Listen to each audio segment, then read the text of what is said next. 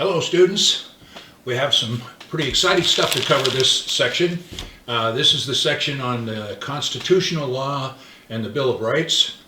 And in our textbook, which tries to give a balanced view of things, they don't deny that our constitutional system is still, well, they don't come out and say this, but I say, and they don't deny it, that it's still the greatest system of government available in the world or in the history of the world. Our democracy, our Bill of Rights, our Constitution. Is it perfect? No. Could it be improved?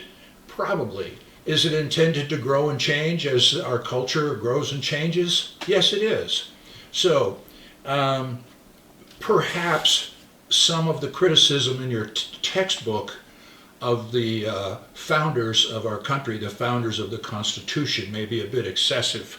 In fact, there's an article in there that says, hey, it's time to just kind of walk away from this founding fathers Constitution that was put together by a group that was all old white guys, rich old white guys, sexist, slave-owning 18th century white guys in wigs and breeches, and saying, you know, it's time for us to dump this whole thing and start over.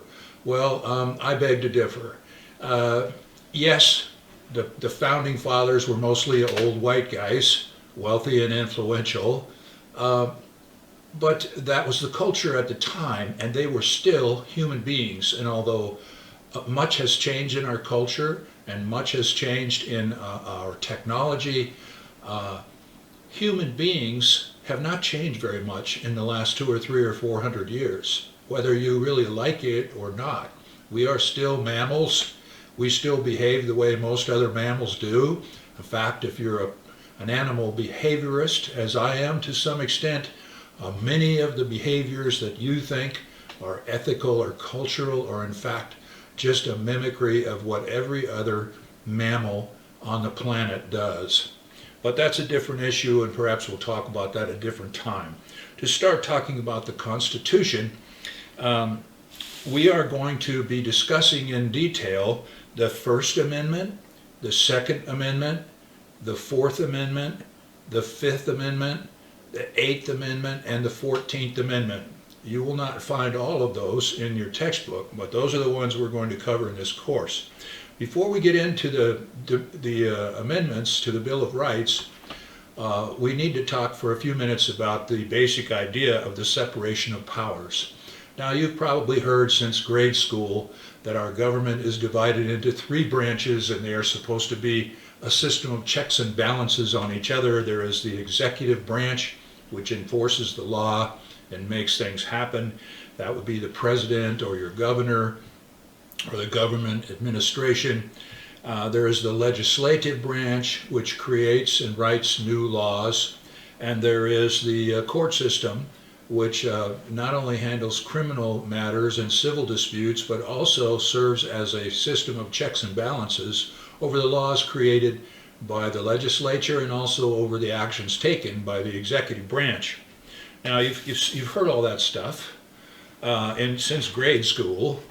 But it's also a constant source of conflict and argument over to what extent should each one of those three branches be exercising power over you, over your personal life and your personal privacy and your personal liberties.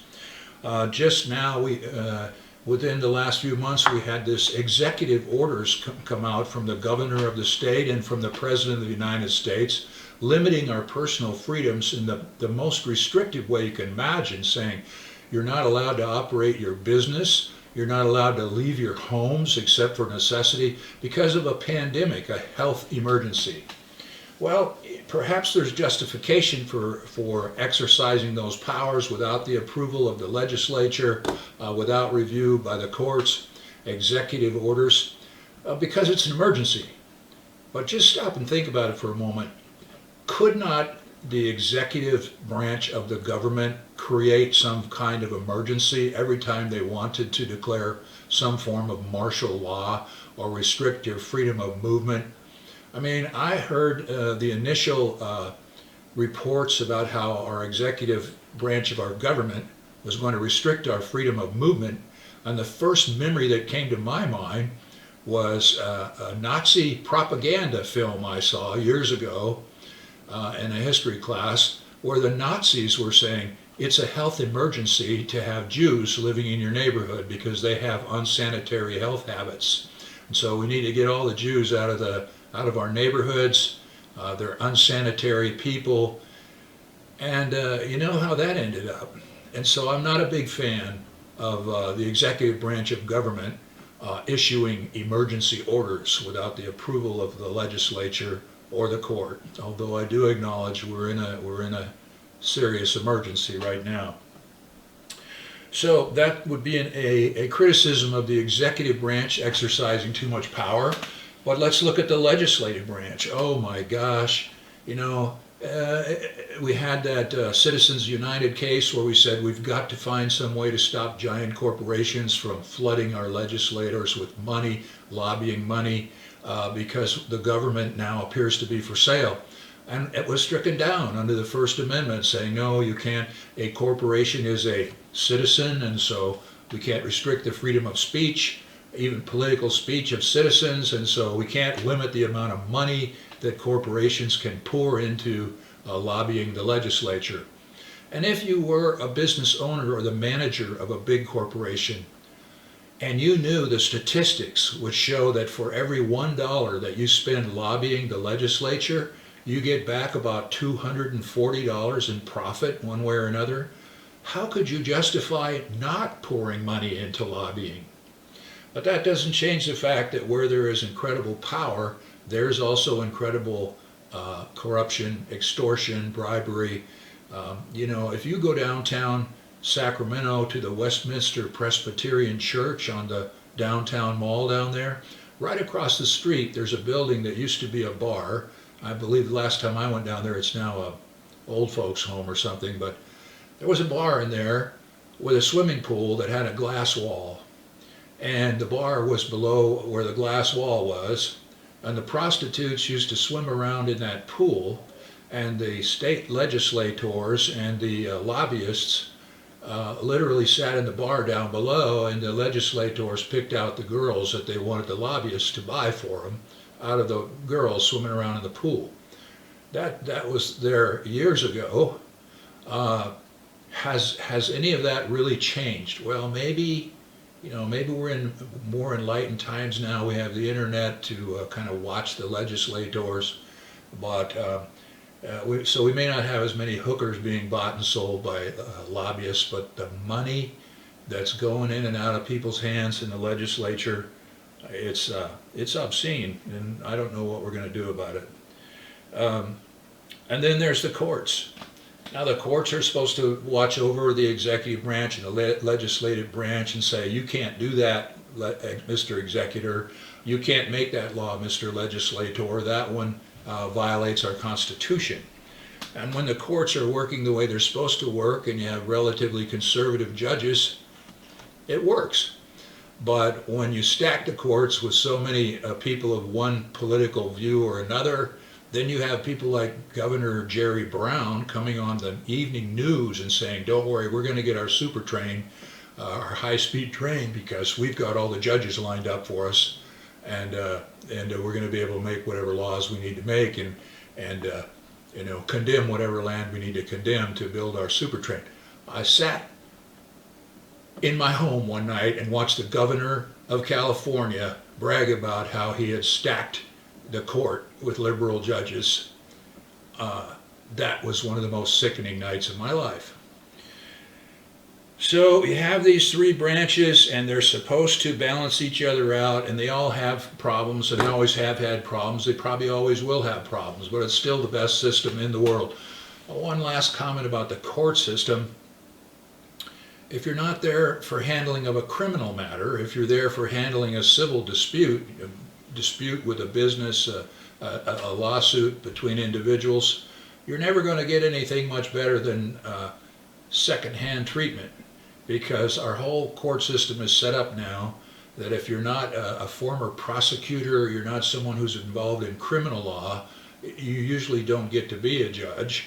And so we're so stacked up with people on the courts that are experts in criminal law, and the courts are so understaffed and overloaded with criminal law cases that for the most part you get secondhand treatment if you have any other kind of a civil matter that needs to go into the court system. And that is a big problem, because eventually the American middle class is going to understand that they don't really have access to a civil justice system. They just have the illusion of access to a civil justice system.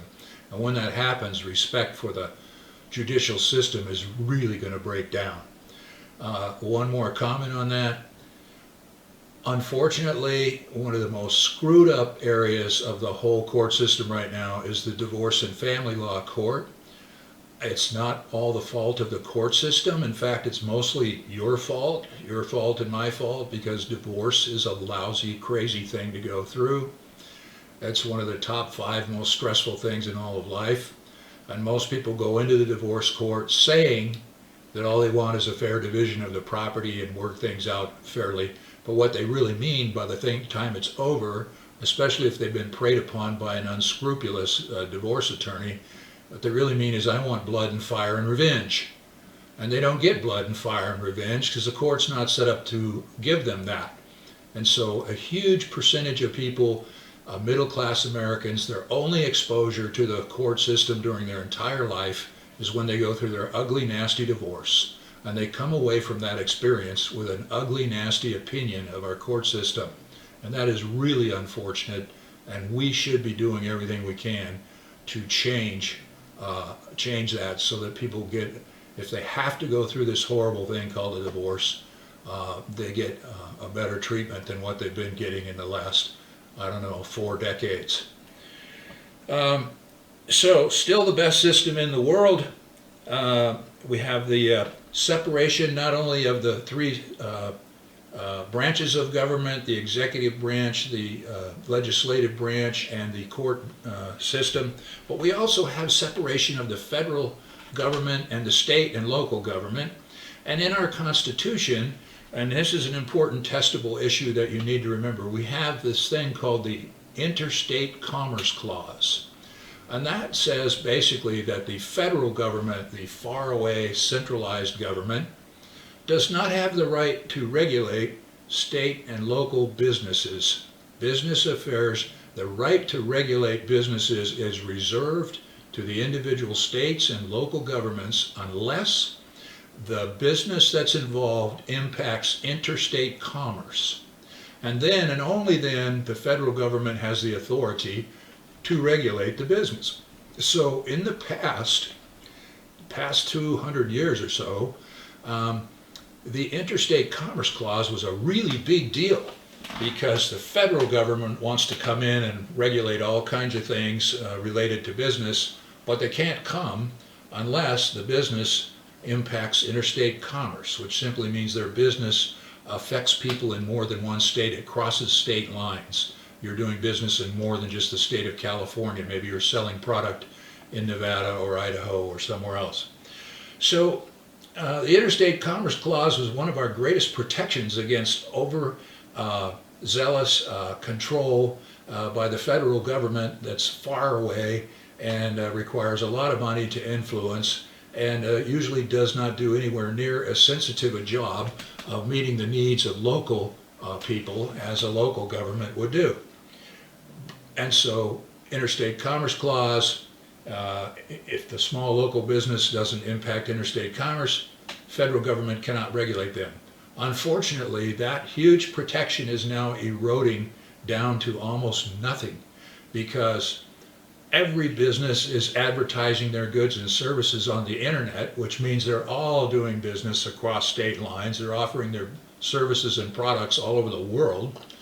And so, arguably, all business is now impacting interstate commerce. And so how do we limit the gigantic government, federal government bureaucracy from regulating and legislating everything related to business, whether it's appropriate for them to be interfering that much in local business affairs or not?